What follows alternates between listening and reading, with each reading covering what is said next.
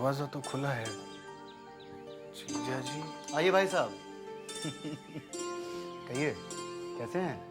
मैं तो ठीक हूँ जीजा जी, आप है कहाँ? इतने दिनों से कोई खैर खबर नहीं। और ये सुनकर तो मैं और भी चिंतित हो गया कि आप यहाँ से नौकरी छोड़ गए हैं। भाई साहब, नौकरी थी कहाँ? नौकरी के बिना ही तनख्वाह ले रहा था। मैं यही कहने गया था मजले बाबू से कि मैं हवेली छोड़ के जा रहा हूँ, तो बोले कहीं जाने की जरूरत नहीं है, यहीं रहो। कल अगर हमारे बच्चे यहाँ आ गए तो उन्हें पढ़ाएगा कौन? हवेली के इन बच्चों को अपनी अय्याशियों से फुर्सत मिले तब पढ़ेंगे ना। जीजा जी, सुना है आज प्रलय की रात है, सब खत्म हो जाएगा। भाई साहब, आप इन बातों पे विश्वास करते हैं? हाँ? देखिए, ज्ञान के ऊपर भी विज्ञान है। हमारे गुरु परमहंस देव कहते हैं कि जिसने दूध की केवल बात सुनी है वो अज्ञानी है, और जिसने दूध को देखा है वो ज्ञानी है, और जो दूध पीकर तंदुरुस्त हो गया है वो विज्ञानी है। कुछ नहीं होने वाला। वो हाँ, आपकी एक चिट्ठी आई है भाई साहब, देख लेना। मैं चलता हूँ। और हाँ, वापस आने का कोई भरोसा नहीं, प्रलय की रात है ना।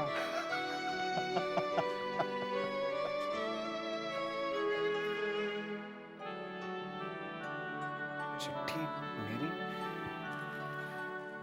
भूतनाथ बाबू।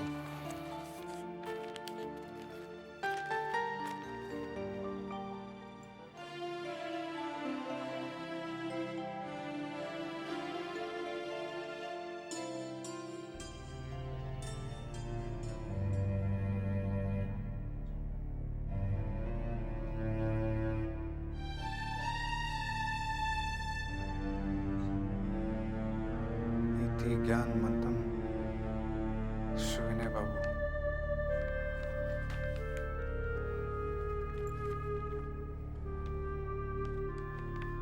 ऐसा क्या हुआ? ऐसी क्या विपदा आन पड़ी?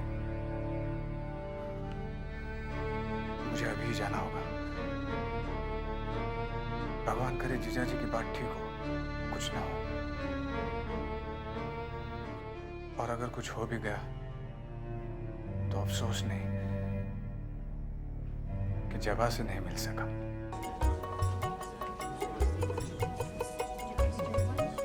भाई साहब। अरे निवारक, कैसे हो? अच्छा हूँ, देख रहा हूँ आप भले चंगे हो गए। अभी तबीयत ठीक है और जख्म भी भर गया है। हमारे संग में रोज गीता पाठ होते हैं, कभी आइए ना। आऊंगा, जरूर आऊंगा। अच्छा हाँ, आप लोगों की अनुशीलन समिति शुरू हो गई? हो गई। आप गांव-गांव में शाखाएं खुलेंगी, व्यायाम गीता सब बताएंगे। आप आएंगे तो आपको सब बताऊंगा। आऊंगा, किसी दिन जरूर आऊंगा। अच्छा चलता हूँ, जाना है। नमस्ते। नमस्ते।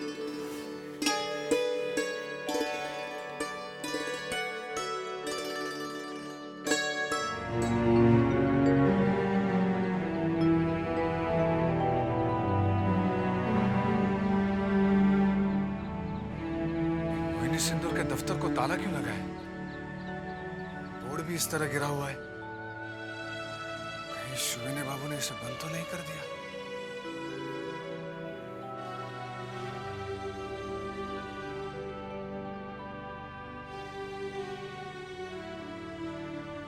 अरे भूतनाथ बाबू, आप? पाठक जी, मोहिनी सिंदूर का दफ्तर क्या बंद हो गया है?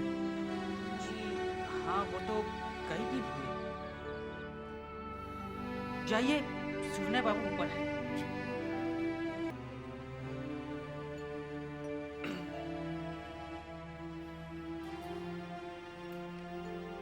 तो आ गए तुम?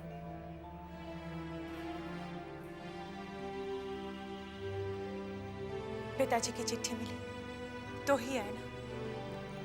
हाँ, वो शायद चिट्ठी नहीं मिलती तो आते भी नहीं। जी, वो मैं सोच रहा था कि मेरे लिए इस घर के दरवाजे हमेशा के लिए बंद हो चुके हैं। सोच सोच कर अपने ही कसूर से तपता रहा हूं मैं। ये सोचकर घृणा हो जाती थी खुद से कि मैंने आपके पिताजी के स्नेह का लाभ उठाकर विश्वासघात किया है।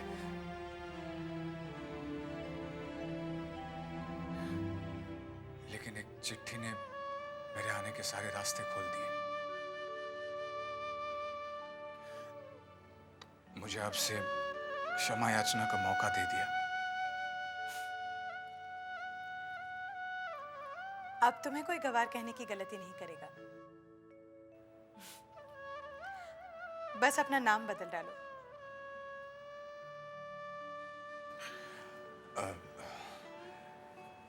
शुविनय बाबू ने मुझे किस लिए बुलाया है? अपने ही किसी काम से।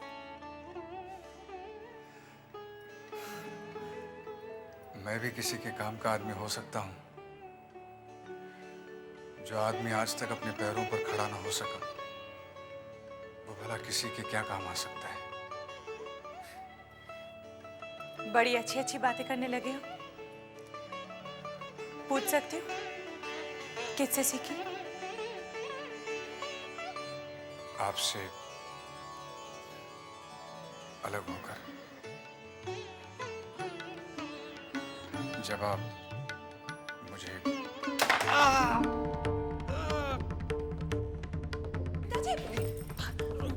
भूतना जल्दी आओ। बेटा तू घबरा मत, मैं बिल्कुल ठीक हूँ।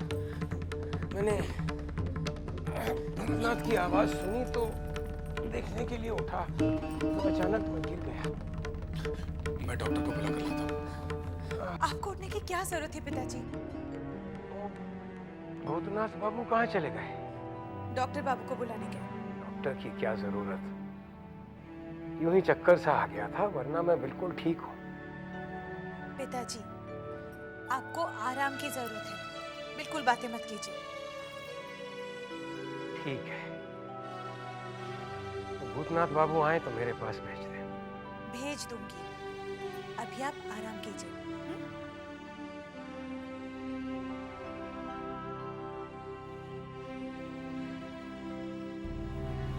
जबा, डॉक्टर मिला ही नहीं। जिसे देखो वो प्रलय के डर से डरा हुआ है और पूजा पाठ में लगा है। रहने दीजिए, पिताजी की तबीयत अभी ठीक है। जबा, क्या वाकई प्रलय आएगी? क्या आप भी इन सब बातों पर विश्वास करते हैं? लोगों का विश्वास देखकर मेरा मन भी डोलने लगा है। मुझे यकीन है ऐसा कुछ नहीं होगा।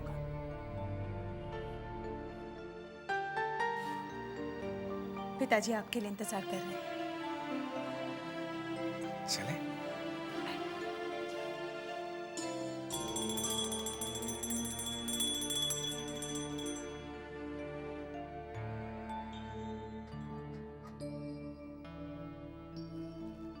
हे भगवान, आज प्रलय की रात है।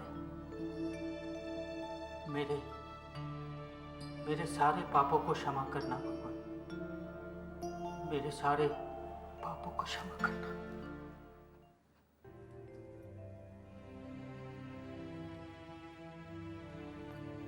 पिताजी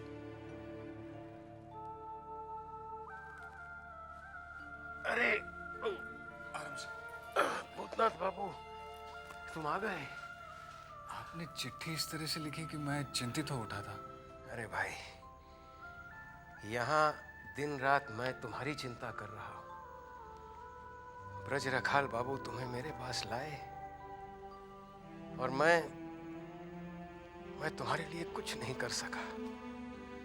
मैं तो किसी के लिए भी कुछ नहीं कर सका। मुझे माफ कर दो। ऐसा कहकर आप मुझे पापी मत बनाइए। पापी तो मैं हूं भूतनाथ बाबू। मैंने सबके साथ अन्याय किया है, तुम्हारे साथ, समाज के साथ, संसार के साथ, यहां तक कि अपने पिताजी के साथ भी। पिताजी के साथ? हाँ भूतनाथ बाबू, अंतिम समय पर उन्होंने मेरा मुंह नहीं देखा था, मेरे हाथ से पानी तक नहीं पिया उन्होंने। और उस रात वो मेरे सपने में आए और कह रहे थे, प्यास से मेरा सीना फटा जा रहा है, मुझे मुक्ति दो। मेरी आंख खुली तो देखा कि सपना था, और तब से मुझे शांति नहीं मिली। जबा से ब्रह्म संगीत सुना तो शांति नहीं मिली, ब्रह्मवाद सुने तो भी शांति नहीं मिली।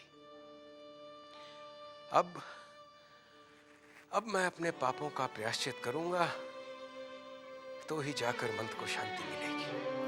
पिताजी, मैं भूतनाथ बाबू को चाय नाश्ता कराती हूँ, आप आराम कीजिए। हाँ बेटा।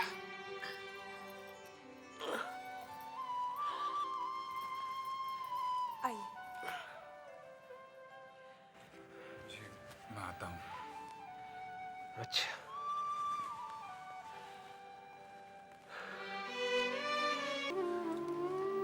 शोभनी बाबू ऐसी बातें क्यों कर रहे हैं? माँ के देहांत के बाद से ही। माँ जी का देहांत? कब? तुम्हारे यहाँ से जाने के कुछ ही दिन बाद, जिस दिन पिताजी ने अपने पिताजी को सपने में देखा, उसी दिन सुबह माँ की तबीयत इतनी बिगड़ गई कि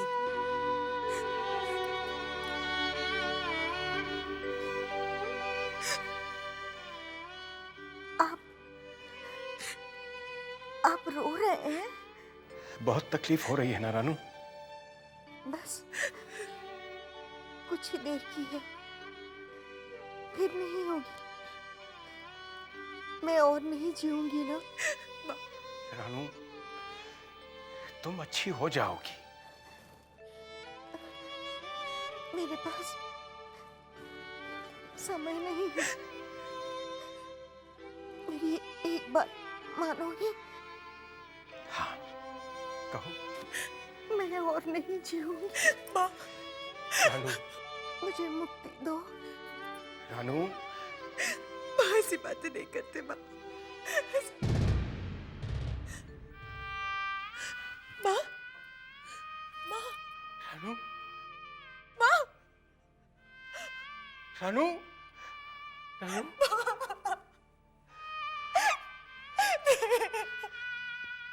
रानू,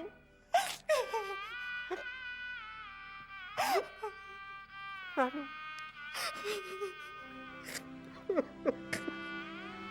उस दिन के बाद पिताजी ने मोहिनी सिंदूर का बोर्ड उतार फेंका और सबको चिट्ठी लिख डाली।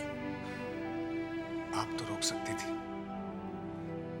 आपका भविष्य। तुम भविष्य की बात कर रहे हो, मेरा तो वर्तमान ही धुंधला नजर आ रहा है।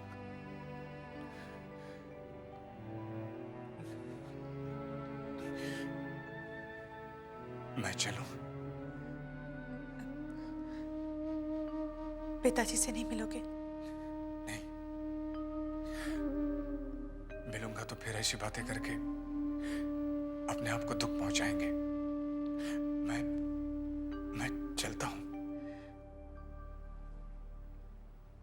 बुलाने के लिए फिर से चिट्ठी तो नहीं लिखनी पड़ेगी? नहीं, मैं आऊंगा। चलता हूं।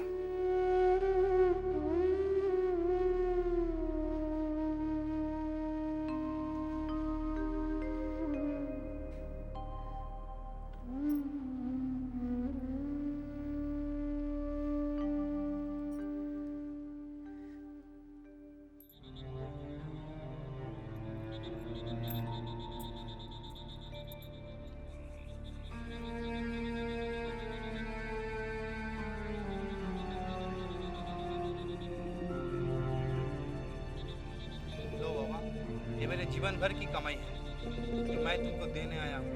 पहले ध्यान में नहीं आया? जब सब कुछ खत्म होने को है तो तुम मुझे दान देने आया है। ले जा इसे। जब जीवन ही नहीं रहेगा तो इसे लेकर क्या करूंगा? ले जा, जा। ठीक 12 बजे प्रलय होगा, सब कुछ खत्म हो जाएगा। जा, ले जा, जा जा, यहाँ से भाग जा, भाग भाग भाग यहाँ से। आज मैं अपने गांव में होता तो कितना अच्छा होता। मेरे सारे पुरखों की मौत उसी गांव में हुई है, मेरी भी हो जाती।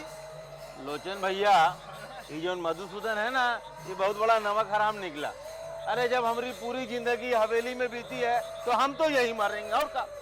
बिल्कुल ठीक, तुमने एकदम सही बात कही है। कैसे हैं आप लोग? आइए मोती बाबू आइए। भाई मैं तो घर पर कह ही आया हूँ, सब लोग एक ही कमरे में सोएं। मगर प्रलय की रात नींद किसे आती है?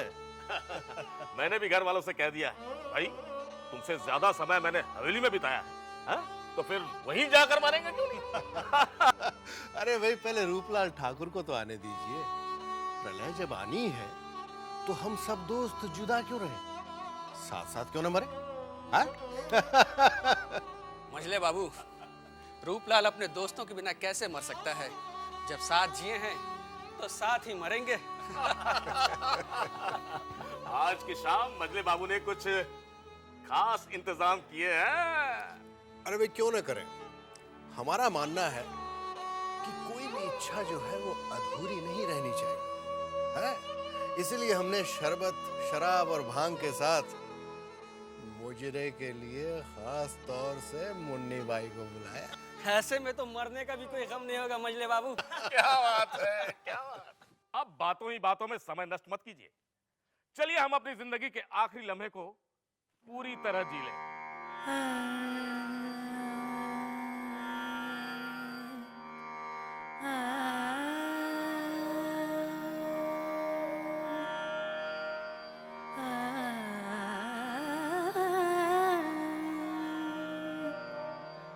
उन आँखों का आलम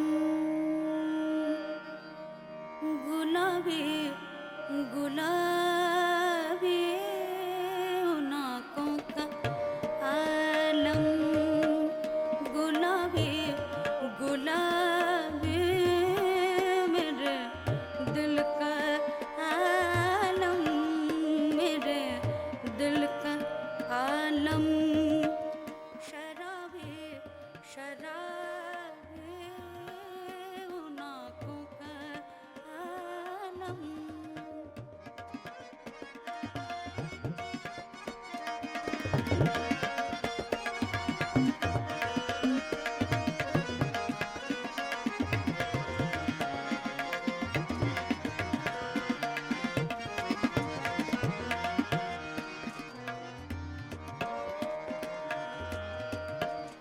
निगाहों ने देखी मोहब्बत ने मानी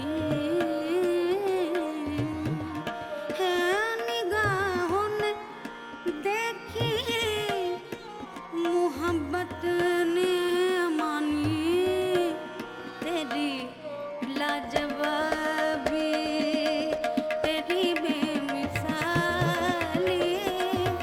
तेरी बेमिसाली तेरी लाजवाबी। जानते हैं आज प्रलय की रात है,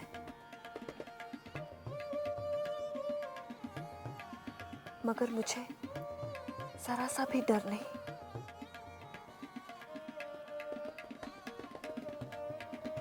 खुशी हो रही है कि जिंदगी में आपके साथ न रहा तो क्या, अंतिम समय में आपके साथ मर तो सकूंगी। अपनी नजरों